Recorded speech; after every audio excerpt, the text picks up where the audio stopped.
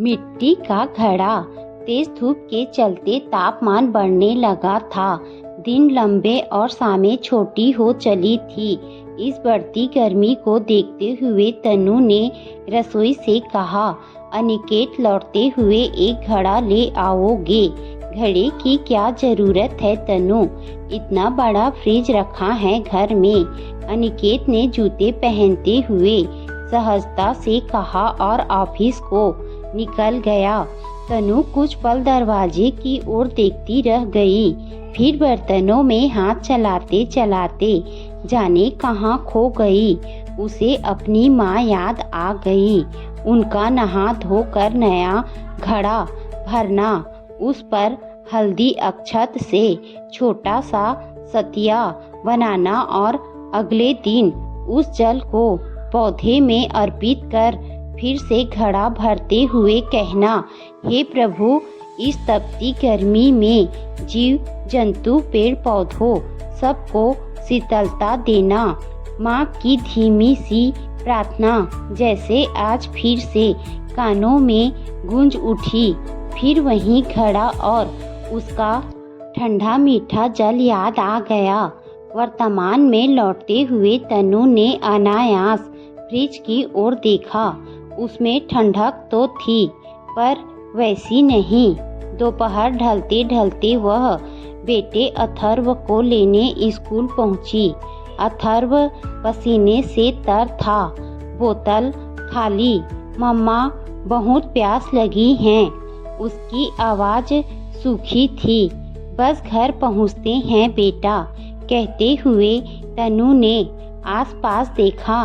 न कोई नल, न कोई हैंडपंप, न किसी के दरवाजे पर रखा घड़ा। कुछ कदम बाद ही उसने एक बोतल खरीदी।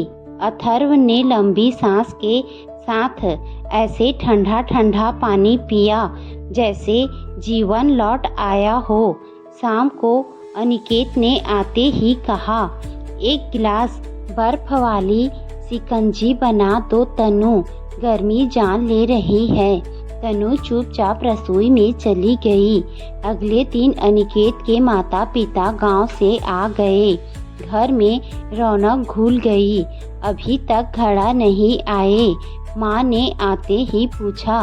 तनु कुछ कहती उससे पहले ही अनिकेत की लगातार छींकें शुरू हो गई। उधर अथर्व भी खांस रहा था। माँ ने दोनों को देखा, फिर तनु की ओर देखकर कहा, फ्रिज का पानी हर किसी को रास नहीं आता। घड़ा होता तो ये नौबत नहीं आती। तनु ने धीमे से कहा, माँ जी, घड़ा लाने को मैंने कहा था इनसे, पर ये नहीं लाए। माँ ने अनिकेत की ओर मुड़कर लगभग आदेश दिया, आज लौटते हुए 2 घड़े ले आना। 2 अनिकेत चौंका। एक घर के लिए और एक बाहर रखने के लिए, जहाँ लोगों को पानी न मिलता हो। दादी की बात पर अथर्व उछल पड़ा, मम्मा, मेरे स्कूल के बाहर रख दोगे? मैं गार्ड अंकल से कह दूंगा, वो पानी भर देंगे। तनु ने पहली बार हल्की सी मुस्कान महसूस की। उस शाम घर में 2 नए घड़े आ गए। माँ ने चुपचाप दोनों पर हल्दी अक्षत लगाए।